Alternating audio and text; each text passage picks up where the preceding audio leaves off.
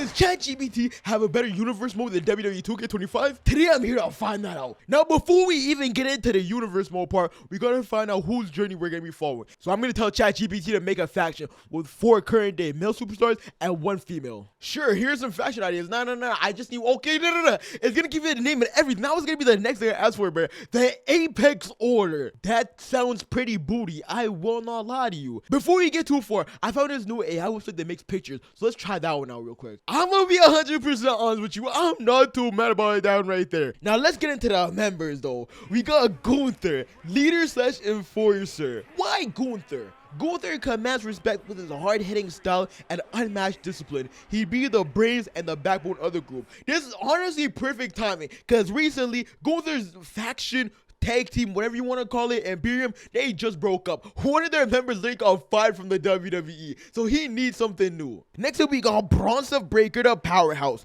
Young gun, his style's intense, fast-paced powerhouse. Why him? He brings raw athleticism and intensity. The group molds his aggression and keeps him focused. We see current day Braun Breaker is a flunky for Seth Rollins, so this is a way better fit for him. Like, this is the best they could have done with Braun Breaker in WWE.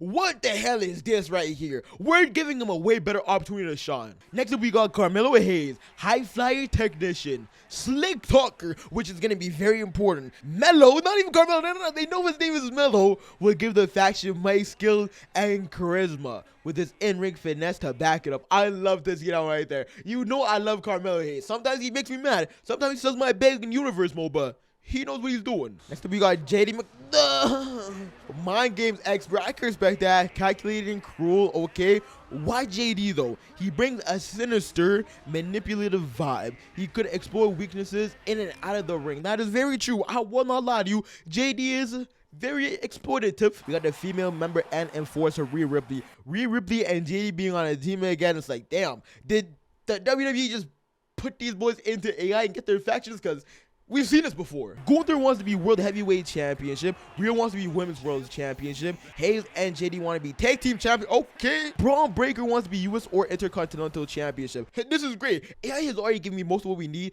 Now we just got to put them into a universe. Now they did give us 2 options. So I think the only way to sell this right here is a coin flip. Heads is going to be response 1. Tails is going to be response 2. Come on, baby. Don't do me wrong with this one right here. What's it going to be? It's Tails. We're going with response number 2. Let's see how far the Apex Order can go. We're starting off at Money in the Bank, where after a grueling men's Money in the Bank ladder match, chaos erupts at the end. Suddenly, Gunther, Braun Breaker, Carmelo Hayes, JD and Rhea Ripley attack all the participants. Okay, they're kind of cooking already. Okay, Gunther powerbombs the winner through a table. Rhea Ripley stands tall, holding the briefcase, not to cash in, but to make a statement. So I'm assuming Rhea Ripley is currently the Money in the Bank briefcase holder. Don't know how the hell she got that, but alright, cool. On Raw, they unveil themselves as the Apex Order, declaring war on the weak and calling themselves the evolution of dominance. I respect that right there. The big reveal was on Raw. That's cool. SummerSlam in August. This is early dominance for the Apex Order. Gunther defeats Drew McIntyre to retain his Intercontinental Champion thanks to the Fraction's interference. So obviously, everybody came into the ring, stormed my brother Drew, and they got the victory. I'll take it. They don't seem like the most fun-loving people to be around. Braun Breaker defeats Matt Riddle in a powerful... Wait. Matt Riddle? You mean this guy right here that got fired from the WWE? You mean why WWE finally gave up on Matt Riddle, the video that came out a month ago? Brother, I said current day. What the hell are they doing? Let's continue the story though. Braun Breaker defeats Matt Riddle in a powerful squash match to assert himself. Respect. At least now we know Gunther's currently Intercontinental. Rhea Ripley is currently Money in the Bank holder. Carmelo Hayes and JD McDowell win a #1 contender tag team match on their kickoff show. Oh my days, those 2 being tag team partners feels kind of weird. I don't know what it is, but I don't see them as tag team partners at all. Rhea Ripley retains her Women's World title versus Raquel Rodriguez clean. So she had Nobi come in. Post-show, Apex Order beats down Cody Rhodes, signaling their sights are set on main event. The first month was actually amazing. SummerSlam had a lot of trials and tribulation and unlocked a lot of knowledge we didn't have previously about the Apex Order. And now let's go to Payback in September. Gunther wins clean versus Shinsuke Nakamura. No help needed, showing dominance. I don't think there was a title on the line right there, but it is absolutely amazing to see that Gunther still got it. Carmelo and JD defeat KO and Sami Zayn after a Braun distraction to win the undisputed tag titles. I love to see that. We're racking in all the belts right now. Backstage tension shows between Gunther and JD, teasing leadership struggles. I'm assuming JD doesn't think Gunther's a good leader, but Gunther's been shown that he can wrestle, so it might just be like his style of enforcing his power, I guess. Let's move on to Crown Jewel in October, the first major setback. Gunther loses the Intercontinental Championship to LA Knight due to a miscue by JD. JD, what the hell are you doing? I have a vision right now that JD is going to be messing things up for the tag team a lot in the future, and that might affect Carmelo Hayes' career just a little bit. Post-show, Gunther shoves JD but doesn't escalate yet. Braun Breaker beats The Miz in under 4 minutes. Well, damn. Rhea Ripley retains over Nia Jax. She is still the women's champion. We love to see that. And Cody Rhodes teams up with Jey Uso to beat Carmelo and JD in a non-tag team match. That is very embarrassing. I'm telling you, JD is gonna screw up Carmelo's career like crazy. Survival Series WarGames in November. Faction versus Super Team. Team Apex Order, Gunther, Braun, Hayes, JD, and Rhea go against Team WWE, Cody, Rollins, Owens, Zayn, and Becky. Huh? I'm gonna be 100% honest with you. This is kind of amazing to see. We're going against the industry. We're going against the faces of the WWE right now. In the War Games, Rhea Ripley hit a riptide on Becky through a table, but Apex Order loses after Cody Rhodes picked JD McDuck again. Are you freaking kidding me? You lost to Cody Rhodes twice in a row, and you're messing up the team right now. After the match, Gunther is visibly frustrated at JD for taking the fall again. I'm gonna be 100% honest with you. Rumblings are showing. Cracks are forming. In January, we enter Royal Rumble season, where Gunther enters the Rumble at number 1. JD eliminates Gunther from behind, and he goes at number 8. The crowd pops. What's going on, boys? I know you may not like his leadership style, but you can't be doing that to your own boss. And the crowd popping shows they want to see us break up. Gunther loses it and brutally assaults JD post-elimination, officially kicking him out. Okay, so I guess JD is no longer a part of the Apex Order. Does that mean that Carmelo's gonna follow him, or is he gonna stay in the Apex Order?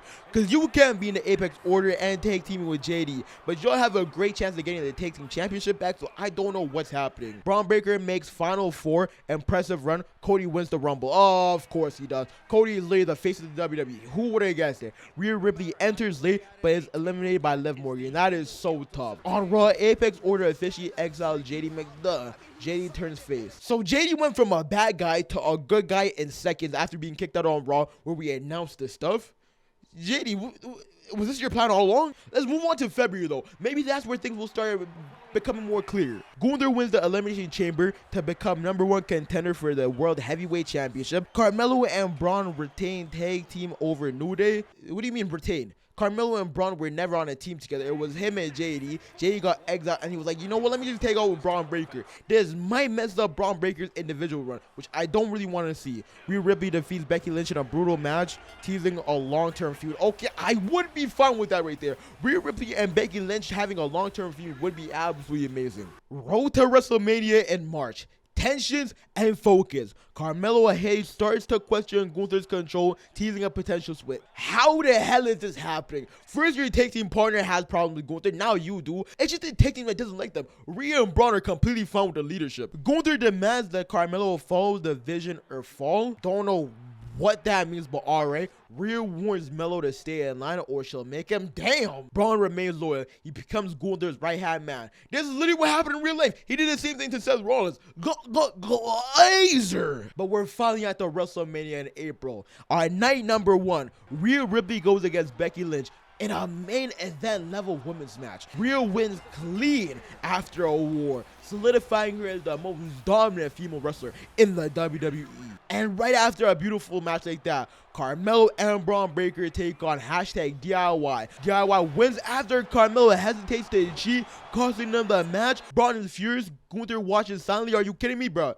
Carmelo, You can't be slacking and playing around with our emotions like this, bruh. If you're gonna leave the squad, leave the squad, because you're selling just like JD did before he got kicked out. Gunther goes against Seth Rollins for the heavyweight championship. Absolute classic match, brutal and technical. Gunther wins clean to capture the World Heavyweight Championship. This is what you couldn't do, JD. This is what you couldn't do. This is why he is my future. Post-match, Carmelo walks out on the celebrations, hinting at a rebellion. Oh my day, just kick him the hell out. Post-Mania Fallout setup. Gunther holds the top title, proving his claims as Apex. Rhea is still champion and unstoppable. Carmelo is on the verge of splitting and becoming a solo babyface. Why does everyone become a face as soon as they leave the squad? That makes no sense to me at all. Braun Breaker is caught between loyalty and ambition. I respect that, bro. I'm hoping you choose ambition because you have a lot of potential. And JD is now aligned with Cody, Rhodes, and Seth Rollins, etc. Setting up long-term stories. How? Rollins beats you like 100 times. Rhodes is dusting the whole squad, and you're like, you know what? Let me match up with them. Team WWE destroyed you, and then you went to that team. I have a feeling he sold their match. But if y'all boys didn't enjoy this video and want me to do a part 2, let me know in the comments, because this was a lot of fun. But if you don't already know, my name's AkaCoMa. If you've been bored lately, brought some good gaming culture life. My boy. So make sure you join the broskies. It is a boner button. So I'm uploading every day. I'll see you tomorrow, broskies.